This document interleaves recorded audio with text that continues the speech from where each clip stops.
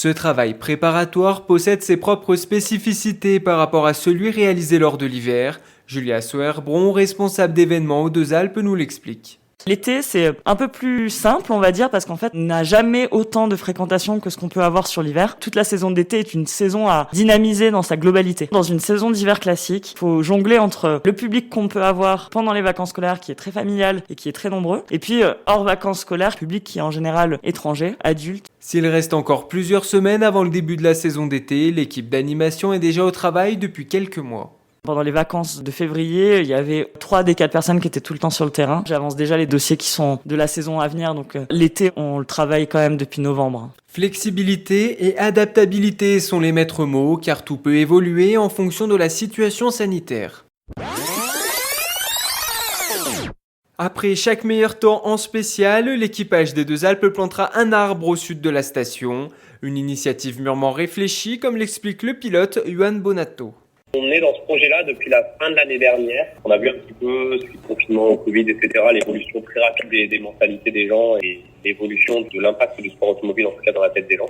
La plantation représentera le 2 des Deux Alpes et le choix de l'arbre n'est pas fait au hasard, précise Benjamin Bouillou, copilote. On va utiliser une seule essence végétale qui s'appelle le merisier. Il peut y avoir un petit peu d'écologie autour de ça parce que ces petits fruits là, ils peuvent être mangés par les oiseaux. Ça pourra peut-être faire un petit écosystème dans le quartier. L'objectif est de planter 50 merisiers d'ici la fin de la saison. Après les bons résultats au rallye de Monte-Carlo en janvier, la plantation de 4 arbres est déjà prévue mi-mai. Cette saison de Ligue Magnus est déconcertante. Un championnat à l'arrêt plusieurs semaines, pas de play-off et pour Briançon, 2 derniers matchs délocalisés à Vaujany. Pierre-Emmanuel Jacquemet, directeur de l'office de tourisme de la station, nous explique pourquoi. En raison d'une indisponibilité de la patinoire de Briançon et pour regarder les bonnes relations que l'on a avec le club et que les clubs ont entre eux, entre les Grizzlies et puis l'équipe de Briançon, ils se sont naturellement retournés vers nous. La Ligue Magnus à Vaujany, c'est une première et malheureusement à huis clos. Alors pour suivre les résultats, plusieurs solutions s'offrent à vous. Pour les résultats, il suffira de regarder sur la page Facebook de Vaujany et puis également sur le site Fansite qui permet donc de suivre en vidéo les 2 matchs, d'autant plus qu'il y aura un commentateur à la patinoire. Rendez-vous donc devant vos écrans ce samedi à partir de 17h pour soutenir les voisins de Briançon contre Bordeaux, puis dimanche à 16h avec la réception de Mulhouse. Tout d'abord, un partenaire fournit le taux d'occupation des logements. Ces derniers se divisent en 3 groupes, professionnels, particuliers et propriétaires présents. Ensuite, cela se joue au niveau des téléphones portables. Laurent Sabot, data analyst à l'Office du tourisme des Deux Alpes, nous l'explique. Orange, ils sont capables de dire, sur la zone des Deux Alpes, il y a tant de personnes. On le voit grâce aux données de tous les gens qui ont un portable Orange. Et après, il y a un algorithme qui permet de dire, s'il y a tant de personnes chez Orange, alors, vu qu'on connaît les parts de marché, au total sur la station, il va y avoir tant de personnes. Mais comment alors savoir que 10% des touristes découvraient la montagne cette année ? Il suffit de leur demander. Et on demande est-ce que vous avez l'habitude de venir à la montagne ? Et sur un panel qui est le plus représentatif possible, on est capable de dire si effectivement il y a beaucoup de nouvelles personnes qui découvraient la montagne cette année. Ces données sont confidentielles et sachez que la data analyse sert également pour le marketing ou les réseaux sociaux. 2845 mètres de distance, 655 de dénivelé et un trajet avalé à une vitesse de 6 mètres par seconde. Le Dol Express est un appareil novateur, comme l'explique Denis Robot, président de Leitner France, le constructeur. On est forcément, en tant que constructeur, un petit peu en avance avec un appareil comme celui-ci, avec un certain nombre d'innovations techniques, d'aménagements pour l'usager. À un moment donné, on n'a plus la même sensation. Outre ses capacités techniques, le téléporté est le premier ascenseur valéen dans les Alpes françaises. Il est vallée à montagne pour limiter l'accès aux voitures sur les sites d'altitude et permettre de naviguer et de voyager autrement, tout aussi rapidement. Pour prendre une des 61 cabines de 10 places, sachez que le Dol Express est ouvert tous les jours, de 9h à 12h30, puis de 13h30 à 16h30.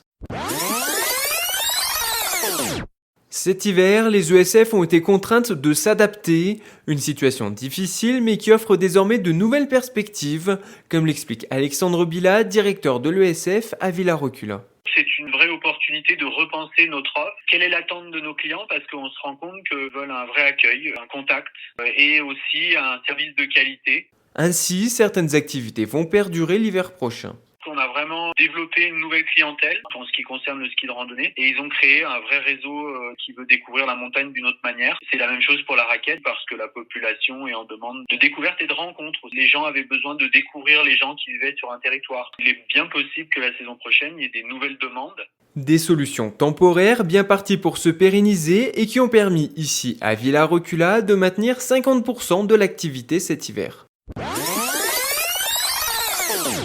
Et c'est le cas à l'Alpe d'Huez. Si les jardins d'enfants sont toujours ouverts, depuis lundi, l'Île au Soleil organise un examen pour les futurs moniteurs de ski. En effet, une station qui devait l'accueillir en premier lieu s'est rétractée. Xavier Périllon-Michon, directeur de l'ESF, nous explique en quoi cela consiste. Chaque jour, il y a à peu près 90 candidats. C'est une épreuve technique, c'est un slalom géant. Il y a un temps qui est réalisé par des ouvreurs et en fonction du pourcentage défini à l'avance par les structures organisatrices, les candidats, une fois qu'ils ont fait leur parcours, ils savent s'ils ont réussi ou s'ils ont échoué. Ainsi, jusqu'à jeudi, près de 240 chanceux peuvent profiter une dernière fois d'une piste entretenue. Cette épreuve entre dans le cadre de la formation continue afin d'obtenir le diplôme d'état de ski alpin. Avec l'interdiction de mettre en place de la restauration, une partie des revenus des gardiens disparaît. Ainsi, ils sont moins nombreux à se rendre en altitude, comme l'explique Nils Martin, directeur général de la Fédération française des clubs alpins et de montagne. Depuis l'année dernière, on échange beaucoup avec les gardiens et on essaye, nous, de faire des efforts, eux aussi, parce que c'est dur pour tout le monde. Par exemple, les gardiens qui souhaitaient pas monter garder, évidemment, on leur en tient par rigueur, c'est bien normal. Et puis, les gardiens qui ont souhaité monter, ils reçoivent une compensation financière de notre part. La mise en place de mesures sanitaires n'aide pas à faire décoller le chiffre d'affaires. Les refuges ont ouvert, mais avec des capacités réduites. Capacité réduite dit automatiquement chiffre d'affaires inférieur pour les gardiens. On a tout simplement baissé les loyers. Ainsi, la FFCAM, propriétaire de la majorité des refuges, est forcément impactée financièrement. Pour l'instant, elle n'a touché aucune aide de l'État. La SATA n'ayant toujours pas obtenu d'indemnisation de la part de l'État, la société décide de réduire ses activités. Claude Gardet, le directeur, nous l'explique. Nous allons stopper tout le support à toutes les activités que nous avons développées depuis le 1er décembre. Toute la partie damage, sécurisation et jalonnement pour les activités de ski de rando, raquettes, motoneige, chien de traîneau, ski de fond et autres. Désormais, la société opte pour l'activité partielle jusqu'au mois d'avril. Ensuite, de nouvelles décisions seront prises. En fonction de ce que l'État aura peut-être l'obligeance de bien vouloir nous dire, et en fonction de ça, si nous sommes capables d'ouvrir l'été, nous allons progressivement mettre l'entreprise en marche, fermer complètement la station côté hiver et commencer, aussi bien en termes de travaux que de préparation, la saison d'été. Il ne vous reste plus que 5 jours pour profiter des domaines skiables de la SATA, sécurisés et entretenus. Pas de surprise, forcément les magasins dans les stations ont vu leur vente chuter suite à une baisse de la fréquentation. Et même avec les soldes, certains produits ne se sont pas bien vendus. Les combinaisons de ski, tout ça, ils sont plus frileux, c'est normal, personne peut skier. Normalement, on vend beaucoup plus de ski, tenues de ski complètes, casques, tout ça. Il nous reste presque encore toutes les tailles, alors que normalement, on a déjà moins de 50% de ce qu'on avait commandé. Ainsi, pour les magasins franchisés, les invendus entraînent des répercussions. Ils décalent par exemple l'arrivée des prochaines collections, que ce soit celle de cet été ou de l'hiver prochain. Le ProShop Superdry, on a des accords de retour et produits qui sont reconduits. Tout ce qui est reconduit pour l'hiver prochain va être proposé cet été à la vente. On va vendre encore de l'hiver et peut-être rentrer quelques produits de cet été. Un conseil, si vous souhaitez changer votre tenue de ski, il y a de bonnes affaires à réaliser en station. Le parc national des Écrins regroupe plus de 4000 espèces. Symbole de sa biodiversité, on en dénombre 400 qui composent sa faune. Elles font l'objet d'un suivi très précis, comme nous l'explique Nicolas Bertrand, garde-moniteur en Oison. On va faire du recensement de l'ensemble de la faune, donc ça va être des journées de prospection dédiées à ça ou des journées de surveillance de sentiers. Et puis on a aussi des protocoles qui vont être ciblés de manière précise sur différentes espèces. Une activité fastidieuse qui continue avec les 2000 espèces qui composent sa flore. On va travailler un petit peu sur du monitoring et on a aussi des protocoles un peu plus précis, notamment je pense aux protocoles sur les espèces invasives où là on va inventorier toutes les espèces invasives qu'on trouve. Depuis 2016, un site nommé Biodivécrin répertorie l'ensemble des espèces qui composent cette vie sauvage. Une 24e édition annulée, mais la création d'un label sélection officielle Festival de l'Alpe d'Huez 2021. Il est attribué aux 18 films francophones et 10 courts-métrages qui devaient être présentés. Frédéric Cassoli, directeur du festival, nous explique les raisons qui ont poussé à le créer. En soutien à la profession, c'est-à-dire permettra d'une caution professionnelle de soutenir l'industrie du cinéma, et c'est une deuxième chose sur évidemment l'accès au public. Donc ça sera un repère pour le grand public le jour où on aura le droit d'aller dans les salles de cinéma. Désormais, place à la préparation de la prochaine édition avec déjà une nouveauté. Un peu en exclu, c'est qu'il y aura une journée supplémentaire qui sera pérenne dans les années à venir. Et là, on ouvrira à partir de 2022, le lundi. Pour rappel, le festival est gratuit et ouvert au public. L'hiver prochain, on fêtera son quart de siècle. En 2020, après une fin de saison tronquée, les investissements ont déjà baissé de 30% en montagne. Alors forcément, pour 2021, Denis Ribaud, président du groupe Leitner France, est dans l'incertitude. Ne sachant pas aujourd'hui comment vont être totalement gérées les aides pour les sociétés de remontée mécanique qui évidemment derrière abonderont ou pas auprès de leurs fournisseurs pour le renouvellement de matériel et l'investissement sur de nouveaux projets. Après une saison blanche, le président pense avant tout à conserver son capital humain et matériel. L'objectif pour nous, c'est de garder nos structures, garder la compétence qu'on peut avoir avec notre personnel, parce que c'est fondamental. On ne retrouvera pas demain des techniciens et le niveau qu'on peut avoir de qualification. En attente, le carnet de commandes de Leitner n'est pas vide, mais tout est bloqué tant que les clients ne perçoivent pas leurs subventions. Chaque matin, depuis début mars, c'est désormais une habitude. Francine et son mari découvrent de nouveaux agneaux dans la bergerie. Et pour ce couple, installé il y a quelques mois avec un nouveau troupeau, l'émotion est toujours présente. C'est réjouissant, stimulant, ça peut presque des fois faire un petit peu peur aussi de se dire « Oh là là, ça y est, c'est parti, c'est le début, maintenant va falloir assurer jusqu'au bout ». La naissance de près de 70 agneaux, très fragiles le premier mois, nécessite beaucoup d'organisation ainsi que de travail. Une fois qu'il est né, il faut surveiller que très vite, dans les quelques heures, il ait pris une première tétée. Ça, c'est primordial. Et ensuite, il faut continuer de surveiller, qu'il continue de bien téter, que sa mère le rejette pas, que sa mère ait suffisamment de lait, plein de choses comme ça. Beaucoup de surveillance. Prochaine étape pour les agneaux à la mi-avril, avec la sortie à l'extérieur et la découverte de l'herbe fraîche. Cette neige de printemps permet de se rappeler aux bons souvenirs du mois de janvier. Elle donne également le sourire aux commerçants qui peuvent louer une dernière fois leur matériel. Ça nous redonne un petit peu le sourire, oui, parce que ça permet de faire des sorties de rando. Déjà, c'est plus joli et c'est sympa, quoi. Les domaines skiables n'étant plus protégés, les raquettes ont pris le pas sur le ski de randonnée afin d'éviter les avalanches et de réduire les risques de blessures. Cependant, ces dernières chutes de neige ne sauvent pas la saison.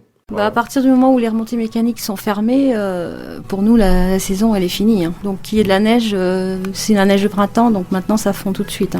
Les plus heureux sont encore les touristes qui profitent à la fois du beau temps, de la neige et du calme du mois de mars. Cette plateforme est une expérimentation portée par la région et le pôle ressources nationales sport de nature. 11 territoires dont l'Oisan en font partie. Charline Marche, chargée de mission tourisme à la CCO, nous explique le fonctionnement. L'idée, en fait, c'est de se rendre sur la plateforme Outdoor Vision et de partager ses traces. Les principaux outils qui marchent, donc c'est soit toutes traces GPX, soit les outils Garmin, Suunto, Visorando et Visu GPI. Cet outil affine les compétences de la communauté de communes en matière d'entretien des sentiers de randonnée et de développement des voies vertes. Ça va nous permettre de connaître les pratiques sur 4 activités, courir, marcher, pédaler et skier. Si on connaît les pratiques, ça nous permet de prévoir les aménagements, de prévenir les coups-d'âge. Les données sont anonymisées et vous avez jusqu'au 15 juin pour partager vos traces comme déjà 100 000 personnes en Rhône-Alpes. Entre les lacs et les rivières, l'Oisan est un formidable terrain de jeu pour tout pêcheur à la truite. Alors avant de s'élancer, il faut bien évidemment acheter son permis de pêche et regarder la météo pour éviter d'être surpris dans les torrents. Alain Arnold, le président de l'association agréée de pêche et de protection du milieu aquatique du Haut-Oisan, nous explique les différentes techniques. Il y a plusieurs techniques de pêche. Rivière, en fait, on appelle la pêche au cou. Une canne avec un appât au bout, avec un petit bouchon si on veut, et on pêche doucement dans les petits trous pour chercher la truite. On peut pêcher aussi au leurre ou à la cuillère aussi, avec un petit lancer. Pour rappel, la pêche à la truite est limitée à 6 poissons de plus de 23 cm par jour et par personne. Depuis le confinement d'octobre, la factrice est attendue pour le courrier, mais aussi pour le repas. À cette occasion, elle crée un moment de partage et d'échange avec les personnes qui en bénéficient, comme le relate Agnès Fiat, vice-présidente du CCAS de Bourdoisan. C'est important parce que la personne sait que la factrice va arriver, va lui porter ce repas. Si ça va pas tout de suite, la factrice, elle les connaît maintenant, elle sait à qui elle a affaire. Elle se doit de nous faire un retour. C'est là l'importance de la poste. Le projet vise à s'étendre à terme sur tout l'Oisan et il ne concerne pas uniquement les personnes âgées. Il peut aussi avoir une personne à un moment précis dans sa vie, et elle vit toute seule, s'est cassé la jambe. Au lieu de se dire il va falloir que je reste une demi-heure à cuisiner debout, elle peut accéder à ce dispositif. Pour en profiter, rendez-vous en mairie de Bourdoisan. Des permanences ont lieu le lundi, mercredi et jeudi de 15h à 17h. Cet hiver, les organisateurs ont souhaité garder le contact avec les fans. Ainsi, aujourd'hui à partir de 16h et pendant 2h30, vous pouvez assister sur le site de Tomorrowland à un live enregistré de plusieurs sets de DJ. Mélanie Turlek, responsable locale de l'équipe Tomorrowland à l'Alpe d'Huez, nous explique le principe. Nous avons Offenbach, nous avons Klingand et nous avons Kunz et Martin Solveig qui vont faire un set back-to-back, qui vont jouer en fait depuis le restaurant du Signal qui se trouve sur les pistes de l'Alpe d'Huez pour profiter ensemble de la vue magnifique qu'on peut avoir sur la station et de la musique et tout ça qui se terminera par un très beau feu d'artifice au-dessus des montagnes. Ce live permet de se donner rendez-vous pour l'année prochaine. L'édition a lieu du 19 au 26 mars et les préventes sont déjà disponibles. Lorsque les premiers rayons du soleil réchauffent la température et le ciel bleu apparaît, ils sont nombreux à se promener sur le front de neige ce matin. Mais qu'est-ce qui motive ces vacanciers qui préfèrent mars à février ? La baisse de fréquentation des stations, qu'on vient essentiellement pour les enfants, ça permet de faire toutes les activités enfants qui sont ouvertes sans trop de monde. Parce que bon, en février, même pour skier, souvent il y a quand même la neige, tout ça, c'est moins agréable. On est toujours parti en mars, on a tout le temps eu du beau temps. Et on profite plus de la nature, des grands espaces, les prix sont plus attractifs, c'est une belle combinaison. Déjà parce qu'on n'a plus d'enfants, puis on est un petit peu plus tranquille parce qu'il y a moins de monde, et puis surtout sur les routes, on est plus tranquille. Compte, c'est sûr que par rapport au mois de décembre où les journées sont courtes, le mois de mars est bien agréable. Ces touristes ne sont pas aussi nombreux que les 10 000 personnes présentes au plus fort des vacances de février lors de la seconde semaine aux Deux Alpes. Cependant, ils permettent d'entretenir la saison d'hiver encore quelques semaines. Depuis vendredi, les pharmaciens contactent leurs patients pour les informer de leur ordre de passage. Mais comment les futurs vaccinés sont choisis, Simon Esmingeau, pharmacien à Bourdoisan, nous l'explique. Les personnes viennent nous voir et on les met sur des listes d'attente et ensuite en fonction de la priorité, on sélectionne en fonction de leur traitement, de leur arrivée, on les rappelle pour fixer un rendez-vous avec elles. Pour procéder à la vaccination, les pharmaciens ont suivi plusieurs formations. Alors on a eu une première formation pour la vaccination pour la grippe. Et donc ensuite on a des formations vidéo pour cette vaccination-là en particulier. Et je pense qu'il y en aura une aussi pour chaque vaccin qui sera effectué. Ici, on prévoit de baliser 3 matinées dans la semaine en fonction du nombre de doses de vaccins reçues. Pour rappel, le vaccin AstraZeneca concerne uniquement les personnes âgées de plus de 55 ans. La CCO renouvelle son dispositif pour 125 personnes. Le foyer municipal de Bourdoisan se transforme en centre de vaccination éphémère. Une volonté des élus, comme l'explique Françoise Rivoira, directrice du pôle service à la population. Toutes les semaines, on a une audioconférence avec la préfecture. Les élus de l'Oisan ont saisi la préfecture pour dire qu'il ne fallait pas nous oublier, nous ici. Ainsi, inutile de se déplacer jusqu'à Grenoble, mais comment sont choisis les futurs vaccinés ? On a fait un recensement du nombre de personnes de 75 ans et plus à vacciner. On est aux alentours de 1000 personnes. Ce sont les professionnels de santé qui inscrivent les patients prioritaires en fonction de leur pathologie et de leur âge. Sachez que samedi, toujours de 10h à 18h, se déroule une nouvelle session pour la première injection.